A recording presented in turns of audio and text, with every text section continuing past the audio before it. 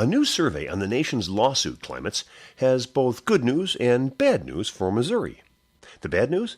The survey by the U.S. Chamber Institute for Legal Reform ranks Missouri the 49th worst lawsuit climate in the nation. This comes from years of Missouri courts opening their doors to out-of-state lawsuits and allowing junk science to be admitted in cases. But the good news is that the state has already turned the corner. Dan Meehan, head of Missouri's Chamber of Commerce, explains. Well, it's a new day in Missouri.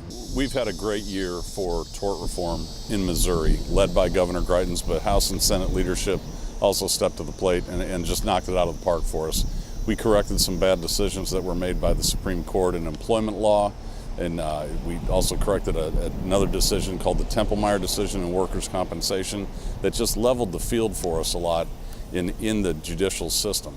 Meehan points out that none of these reforms were taken into account in this survey, and the fruits of these reforms will be seen in the future. And legal reforms have never been more important. According to the study, 85% of business leaders said a state's lawsuit climate impacts business decisions, such as where to grow their business, expand operations, or hire new employees. Missouri will still need to watch how their magnet courts in St. Louis consider out-of-state cases. But with a legal reform champion like Governor Greitens, Meehan says further reforms are likely. Details can be found at instituteforlegalreform.com. For more stories, visit thesisoflawsuitabuse.org.